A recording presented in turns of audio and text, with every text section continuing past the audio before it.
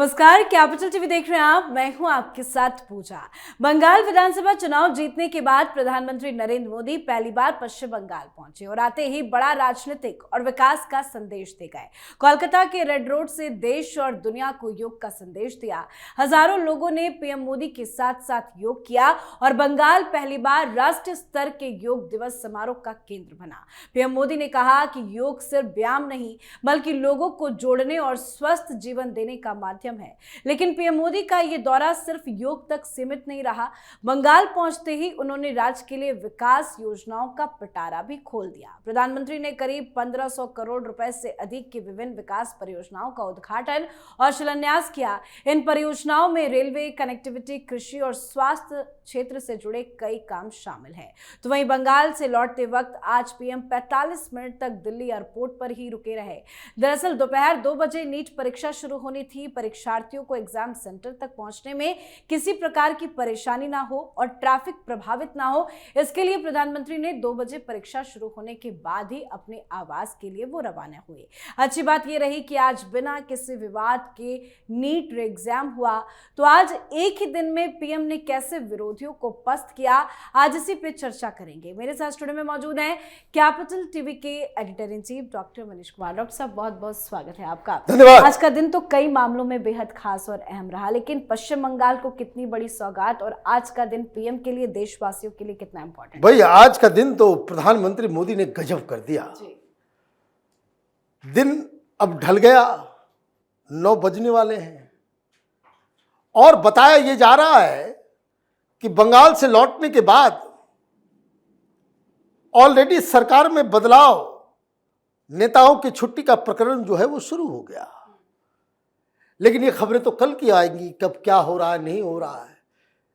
लेकिन प्रधानमंत्री मोदी ने एक झटके में, ये राहुल गांधी, केजरीवाल, इन लोगों के हाथ से वो जो छात्रों को आंदोलित करने, उनको बहकाने के लिए कि सड़कों पे उतरना पड़ेगा, जेएनजी आंदोलन करना पड़ेगा और जगह जगह घूम घूम के छात्रों को भड़काने का काम राहुल गांधी जो कर रहे थे कि ये पेपर लीक, सिस्टम खराब, एग्जाम खराब, सब कुछ कह रहे थे ना। आज नीट के एग्जाम के बाद एक ही बात कहा गया शिक्षा मंत्री, हालांकि he is the most hated person right now in India, Dharmendra Pradhan. उन्होंने कहा कि छात्रों को हिंदुस्तान के सिस्टम पे भरोसा है, यही भरोसा तो ही कायम करना था। वो कह रहे हैं ये भरोसा आगे भी रहेगा। भगवान करे कि भरोसा रहे, इसके लिए आपको भी कुछ करना पड़ेगा। आप सोते रहिएगा तो फिर काम तो होगा नहीं। भाई, पेपर लीक हो जाने के बाद जगने से कोई फायदा नहीं है। जैसे आप इस बार आपने एग्जाम करवाया, वैसे ही आपकी तैयारी होनी चाहिए। हर बार तो आप इस तरह से नहीं कर सकते। लेकिन फिर भाई, मुझे कोई बता दे चाइना में पेपर लीक होता है, पेपर लीक कहीं सिंगापुर में होता है, भाई करके दिखा दे, कोई फांसी पे लटका दिया जाता है। आपके पास कुछ तरह का व्यवस्था ही नहीं है, कानून ही नहीं है। It is worse than terrorist attack, ये समझ लीजिए। पेपर लीक होना, कितने युवाओं की जिंदगी जो है उस स्टेक पे लगी होती है। सरकार इधर उधर करते रहे, बहानेबाजी करते रहे, उससे चलने का नहीं है। जिस तरह से आज एग्जाम करवाया, वैसे हर एग्जाम होना चाहिए और पेपर लीक नहीं होना चाहिए। तो पहली चीज तो ये। लेकिन इसका जो पॉलिटिकल रेमिफिकेशन ये है कि प्रधानमंत्री ने काम किया, वो एयरपोर्ट पे आए, 1:30 बजे आ गए। 1:15 का वक्त, 1:15 का वक्त था। अब उनको बताया गया कि भाई अब तो घर जाना है, तो वो वहां से काफिला चलेगा, तो कई सारे स्कूल बीच में पड़ जाएंगे। और जब उनका काफिला चलता है, सिक्योरिटी रीजन से सड़कें बंद कर दी जाती है। प्रधानमंत्री ने कहा कि कुछ नहीं, एग्जाम कितने बजे से, और मैं आपको बता दूं, एग्जाम सही ढंग से चल रहा है नहीं चल रहा है, पेपर लीक, ये प्रधानमंत्री स्वयं मॉनिटर कर रहे थे। तो वो उतरे, बोले कि एग्जाम तो 2 बजे से है, तो मैं अगर जाऊंगा तो रास्ते में तो बहुत सारे स्कूल आ जाएंगे, सड़कें बंद करनी पड़ेगी। बोले हाँ, बोले भाई 2 बज जाने दो।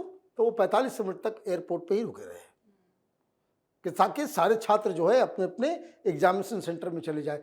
तो ये इस तरीके से प्रधानमंत्री मोदी ने ये जो बवंडर क्रिएट करने की जो कोशिश की जा रही थी, उस बवंडर को खत्म कर दिया। लेकिन लौट रहे कहां से? बंगाल से। क्या योग दिवस मनाया गया। और कहना पड़ेगा कि हिंदुस्तान की विपक्षी पार्टियां इतनी तुच्छ किस्म की राजनीति करती हैं कि आप मोदी के काम से, आप मोदी की राजनीति से, आप मोदी की सरकार से आप इत्तेफाक ना रखें, उनकी विचारधारा से इत्तेफाक। भाई योग से क्या दुश्मनी है? योग तो भारतवर्ष का एक वरदान है पूरे विश्व के लिए। पूरे विश्व में लोग स्वस्थ रहें, इसलिए ये तो हिंदुस्तान का एसेट है। हिंदुस्तान के हर व्यक्ति को, चाहे वो किसी भी धर्म का हो, उसको योग के ऊपर गर्व करना चाहिए, उसको करना भी चाहिए। हम लोगों ने भी किया। लेकिन विपक्ष के किसी नेताओं को गर्व नहीं है, क्योंकि किसी ने योग नहीं किया, ना ही किसी की तस्वीर आई। ये घृणा वाली राजनीति है। किसी भी धर्म का, किसी भी रीजन का, किसी भी विचारधारा का जो कोई भी हिंदुस्तान के इतने बड़े कंट्रीब्यूशन के ऊपर गर्व नहीं करता है, वो विश्वासघाती है, वो गद्दार है। ये कोई धर्म से जुड़ा हुआ चीज नहीं है, ये किसी विचारधारा से, ये तो हिंदुस्तान के रिच परंपराओं का एक आईना है। राहुल गांधी को इटली की चीजें ज्यादा पसंद है ना?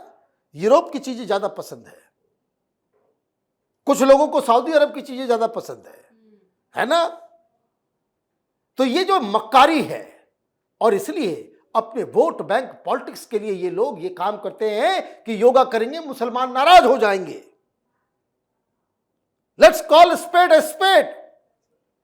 ये इतनी तुच्छ और गंदी राजनीति करते हैं कि हिंदुस्तान की परंपराओं से इन लोगों ने घृणा करना शुरू कर दिया। लेकिन प्रधानमंत्री तो प्रधानमंत्री हैं, छाती पे चढ़ के जो है मूंग दड़ेंगे, यही काम करेंगे वो। तो जिस कलकत्ता में कभी नहीं हुआ, वहां उसको सेंटर बना दिया गया Guinness book of world record. 35,000 आदमी एक जगह एक साथ, कर लो अब जो करना है।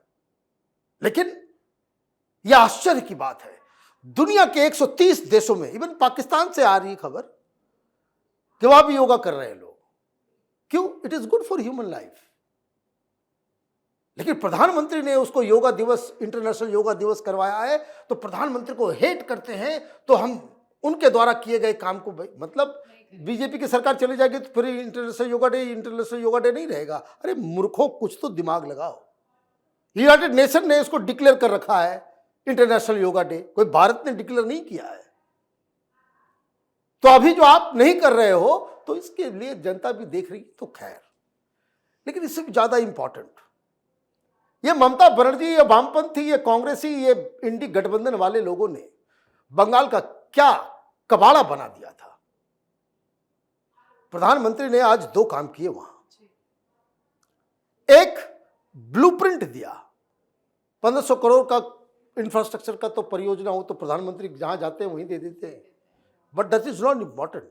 उन्होंने कहा कि बंगाल को वो ब्लू इकोनॉमी का केंद्र बनाएंगे। लोग को समझ में नहीं आ रहा है, लोगों को समझ में नहीं आ रहा है। मीडिया ने उसको पकड़ा नहीं, वो कैच नहीं, समझ नहीं सके भाई प्रधानमंत्री क्या करके आए हैं, क्या बोल के आए हैं। लेकिन उससे पहले एक और तमाचा राहुल गांधी और कांग्रेसियों और ये लुटियन मीडिया के ऊपर। भाई 3 युद्धपोत आज जो है बकायदा शामिल किया गया नेवी में। INS दूनागिरी, ये सिल्थ अटैक फ्रिगेट है, युद्धपोत है, ये युद्ध में लड़ेगा। और सिल्थ है, मतलब इसको पकड़ा नहीं जा सकता रडार में। और ये इस तरह का 5वां है, और सिर्फ 5वां नहीं है, ब्रह्मोस उसके ऊपर लागू है। तमाम तरह के जो most ultra modern missile system जो हिंदुस्तान के पास है वो सब है। दूसरा INS अज्ञे, ये क्या है? तो ये पनडुब्बियों का काल है। इसका काम ही यही कि जहां रहेगा, कहां कहां से पनडुब्बी आ रहा है, उसको ट्रेस करना, उसको डिस्ट्रॉय करना, उसको ट्रेस करना, डिस्ट्रॉय। वो कोई पनडुब्बी इससे बच ही नहीं सकता। और तीसरा INS संशोधक, ये समुद्र तल के अंदर वो रिसर्च और बिना आप टोपोग्राफी को जाने हुए समुद्र के अंदर क्या है कैसे है वो जानकारी बहुत ही अल्ट्रा एडवांस ये तीन पोत जो है आज नेवी को दिया गया। खबर ये नहीं है ये 3 दिया गया, खबर ये है कि तीनों मेड इन इंडिया है। आत्मनिर्भर भारत, ये कांग्रेसी ये राहुल गांधी उसके चट्टे बट्टे बताए कि आपके जमाने में कितने आप बनाते थे। ये लोग दलाली करने के चक्कर में, बिचौलिया बनके कमीशन खाने के चक्कर में बुलेट प्रूफ भी नहीं अपना बनाते थे, वो भी विदेश से लेकर के आते थे, विदेश से, जूते भी विदेश से, कारगिल में पहनने वाला जो ड्रेस होता है, स्नो में जाने वाला, वो भी विदेश से। क्यों? माल टेंडर लगाओ, माल खाओ। मतलब कोई बंदूक हो कि हवाई जहाज हो कि जूता हो, खाने का सामान हो, ये कांग्रेसियों ने हिंदुस्तान की सेना को इस तरीके से बर्बाद किया। ट्रक खरीदते तो उसमें जो है घूस खा लेते थे। ये टाटा ट्रक पे तथा कथित बड़े ईमानदार प्रधानमंत्री मनमोहन सिंह, उसी समय यह घोटाला आया था ना, तो सारी चीजें वो चोरी। अब मेक इन इंडिया हो रहा है, तो ये एक बड़ी, एक इसको कह सकते हैं ना कि कमाल है ये, कि प्रधानमंत्री ये कहते, सारे लोग मजाक भी उड़ाते, कह रहे क्या खा में मेक इन इंडिया लीजिए। नेवी में हवाई जहाज तो बना ही रहे हैं हम लोग, मिसाइल बना ही रहे हैं, अब नेवल शिप्स भी जो है हम बना रहे हैं। लेकिन सबसे बड़ी चीज जिसे मीडिया ने मिस कर दिया, ये ब्लू इकोनॉमी, बंगाल को सेंटर बनाया जा रहा है। याद है हम लोग सुंदरबन गए हुए थे और हम लोग ट्रैवल करते हुए यही डिस्कस करते थे कि यहाँ इतने अच्छा बीचेस हैं, वहाँ पे इस तरीके से पूरा जो है ऐसा इलाका है सुंदरबन कि जहाँ बहुत सारी चीजें हो सकती है, इतने सारे अच्छे अच्छे आइलैंड्स हैं, सब कुछ है। प्रधानमंत्री ने लगता है हम लोगों की बातें सुन ली और उन्होंने कहा कि सेंटर ऑफ ब्लू इकोनॉमी होता क्या है इसको समझ लीजिए, कि economic development with water resources with environment sustainability, माने इन्वायरमेंट को बिना छेड़े हुए इकोनॉमिक गतिविधियां। अब प्रधानमंत्री ने यह कहा कि ये हम लागू करेंगे, और मैं आपको बता दूं इसके ऊपर ऑलरेडी एक ब्लूप्रिंट तैयार किया जा रहा है कि क्या क्या वहां किया जाएगा। और यकीन मानिए देश भर से लोग जो है वहां जाएंगे अब बंगाल में नौकरी पाने के लिए, क्योंकि इसमें लाखों लाख नौकरियां जो है सामने आने वाली है। क्यों? ये ब्लू इकोनॉमी का क्या क्या एलिमेंट होता है उसको समझ लीजिए। फिशरीज एंड एक्वाकल्चर, हम लोगों ने वहां देखा कोई भी अल्ट्रा मॉडर्न वहां जो है वो फिश पकड़ने वाला जो शिप नहीं, सब वो मछुआरे वही पुराना, वो 50 साल 60 साल पहले से जो कर रहे हैं वही था ना। तो एक्वाकल्चर और फिशरीज, मैरीटाइम ट्रांसपोर्ट, अंदर जहाज जा ही नहीं रहा है, कुछ ट्रांसपोर्ट सब कुछ वहां पे इससे ही चल रहा है। Coastal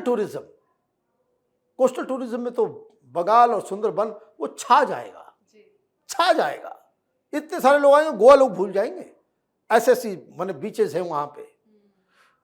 offshore energy, marine biotechnology, seabed mining, marine renewable resources, ये सारे अलग अलग सेक्टर्स हैं जिसे प्रधानमंत्री मोदी ने अंकित किया है और ये कहा है कि भाई अब यहां इन सब चीजों के ऊपर काम होगा। आप देखिए, this man thinks ahead of his time. और ये जो 1500 करोड़ का जो आपने ये दिया है वो क्या है, आप ध्यान पूर्वक उसे देखिए। वो सिर्फ इंफ्रास्ट्रक्चर, सड़क, ब्रिज, इन सब चीजों के लिए, कि ताकि एक बार आपके लिए ट्रांसपोर्टेशन का सिस्टम, इंफ्रास्ट्रक्चर एक बार तैनात हो गया तो ये सारे काम करने में आसानी हो जाएगी। तो बंगाल ने बहुत ही सही चॉइस किया है।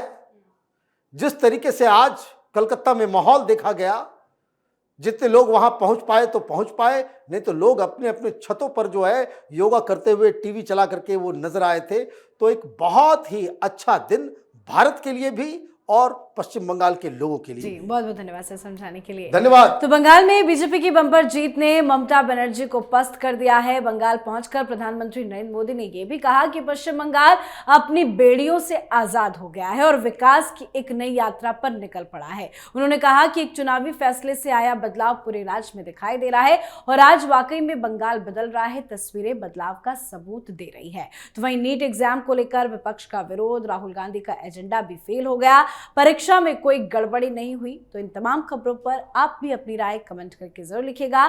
देखते रहिए कैपिटल टीवी। नमस्कार।